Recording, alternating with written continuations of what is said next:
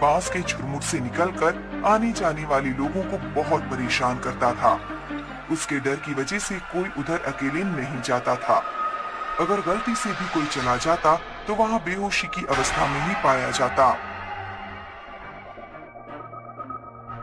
ये गांव की औरतें बरगद के पेड़ की पूजा करती हैं और इतने अच्छे अच्छे पकवान चढ़ाती हैं, मुझे कभी कोई नहीं पूछता। बरगद पर चढ़ाई जाने वाली सारी चीजें देखकर उसे बहुत गुस्सा आता था। उसकी भी इच्छा होती थी कि लोग उसकी भी पूजा करें, लेकिन उसकी हरकतों से सब लोग उस बांस के झुरमुट के पास भटकते भी नहीं थे। एक बार बंसी नाम का एक किसान शहर से एक गाय खरीद कर ला रहा था, परंतु उसे गांव पहुंचते पहुंचते बहुत रात हो गई। अब क्या करूं? वो सिरकटा भूत तो मेरा रास्ता जरूर रोकेगा। आज तो बड़ी अच्छी दावत उड़ाऊंगा मैं। बंसी जैसे ही आगे बढ़ा तभी उसने देखा कि गाय आगे बढ़ नहीं रही है। वो उसको कितना भी हाँकने की कोशिश करता, वो अपनी जगह से टस से मस नहीं हुई, बल्कि थोड़ी थोड़ी देर में वो उछलने लगती। हे भगवान, बड़ी मुश्किल से गाय खरीद कर लाया था। अगर इसे छोड़कर जाता हूँ तो वो सिरकटा भूत इसे भी नहीं छोड़ेगा। तब तक उसने देखा कि गाय घूमकर उस तालाब की तरफ जाने लगी। अरे बाप रे, लगता है वो दुष्ट मेरी गाय को हाँक कर ले जा रहा है। बंसी दौड़ता हुआ अपनी गाय के पीछे पीछे भागने लगा, लेकिन तभी उसे ठोकर लगी और वो मुंह के बल गिर पड़ा। तभी उसे लगा कि किसी की मजबूत बाहों ने उसे सहारा देकर उठा लिया।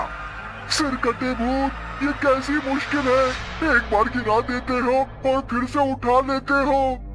बंशी, उठकर अपनी गाय की रस्सी पकड़ो और घर जाओ। उस सिरकटे भूत से तुम्हारी गाय छुड़ाकर मैंने उसे भगा दिया है। आप कौन है? आप जो भी है, मेरी तरफ से आपको बहुत बहुत धन्यवाद। अक्सर ऐसा ही होता। सिरकटा भूत जब भी किसी को परेशान करता तब एक बूढ़े बाबा आकर उसे बचा लेते। मीना, आज बहुत अच्छी खीर बना लो, चलकर बरगद बाबा को चढ़ा देंगे। मैं भी यही सोच रही थी, हो सकता है बूढ़ा आदमी कहीं बरगद बाबा ही न हो। ऐसे तो उन्हें आज तक किसी ने गांव में नहीं देखा।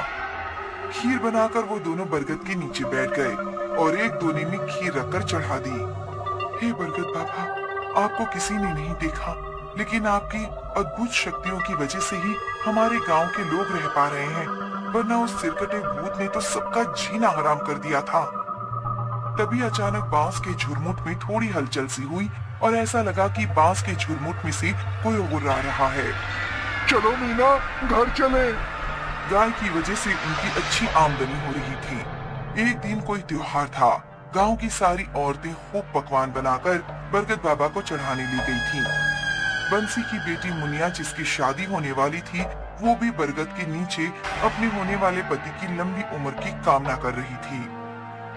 वाह, देखो सारी औरतें कैसे सज धज के पकवान चढ़ा रही हैं और वो बंशी की छोकरी तो बड़ी छम छम पायल खनका रही है। आज इसको अपना शिकार बनाता हूँ।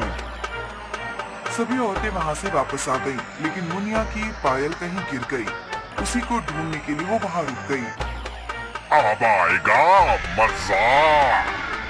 वो उसके पास गया। तुम्हारी पायल खो गई है क्या? हाँ, तुमको कैसे पता? मैं जानता हूँ वो कहाँ है। बता दो, मैं खुद ही ले लूंगी। वो पायल मेरी ससुराल से आई है। वो उधर जो बांस का झुरमुट है ना, उसी में पड़ी है। मुनिया को तो वो पायल किसी कीमत पर चाहिए थी, तो बिना कुछ सोचे समझे बांस के झुरमुट के पास दौड़ गई। ये दुष्ट सिरकटा भूत आज इसको खत्म कर देगा। मुझे इसको बचाना ही होगा। ये लड़की उधर कहाँ जा रही है? जा, अपने घर जा। तेरी पायल बरगद के नीचे ही पड़ी है। मुनिया को अचानक होश आया कि वो तो सिरकटे भूत के नजदीक जा रही थी। इस समय कोई है भी नहीं। उसने जाकर देखा कि बरगद के नीचे ही उसकी पायल पड़ी थी। पायल उठाकर वो सरपट भागी और घर जाते ही बेहोश हो गई। ये तुमने ठीक नहीं किया बरगद वाले भूत। आया हुआ शिकार तुमने भगा दिया। क्या कर लेगा तू मेरा? हिम्मत है तो सामने आ। तभी सिरकटा भूत नीचे आया। उसने बूढ़े के ऊपर हमला कर दिया, लेकिन बूढ़े ने उसके पैरों पर ऐसी लंगड़ी मारी कि वो गिर गया। इसके बाद उसके सीने पर चढ़ गए। तू अपने कर्म को सुधारने के बजाय एक से बढ़कर एक पाप किए जा रहा है। आज तेरा अंतिम समय है। बहुत दिनों से मैं तुझे बर्दाश्त कर रहा था। वो मासूम बच्ची अपनी शादी के लिए कितनी खुश थी और तू उसी को अपना शिकार बनाने चला था। तेरी वजह से इधर से कोई अकेला फटकता तक नहीं है।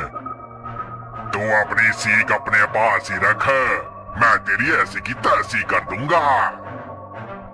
दोनों में जबरदस्त उठापटक हुई। बूढ़े बाबा तो किसी पहलवान की तरह उससे भिड़ गए थे।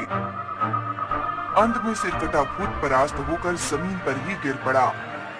बरगद बाबा ने उसका सिर, जो सिर्फ उसकी गर्दन से थोड़ा सा ही जुड़ा हुआ था, बड़ी ताकत से उखाड़ दिया। खून का फव्वारा निकलने लगा। बरगद बाबा ने उसके सिर को पत्ते इकट्ठा करके जला दिया। उसका शरीर तड़प तड़प कर शिथिल हो गया। अरे हरिहर भैया, ये देखो, यहाँ किसी का धड़ पड़ा है। लगता है इसका सिर काटकर किसी ने जला दिया है। अब तुम सब निश्चिंत होकर जब चाहो तब यहाँ आ सकते हो। सिरकटा भूत अब खत्म हो गया है। बाबा, इतने सालों से ये हम सबको परेशान कर रहा था, आज ऐसा कैसे हो गया? इसके बाप का घड़ा भर गया था, इसलिए इसका जाना ही ठीक था। तुम सारे गांव वाले मिलकर इसका शरीर बांस के झुरमुट में डालकर जला दो। गांव वालों ने वैसा ही किया। गांव सिरकटे भूत से मुक्त हो गया। मुनिया को जब होश आया तब उसने माँ से कल उसके साथ हुई सारी घटना बताई। पूरे गांव में शोर मच गया। उस दिन सभी लोग बहुत खुश थे। तब से बरगद के नीचे हर महीने मेला लगता है। अब लोग बेखौफ होकर वहाँ आते जाते हैं।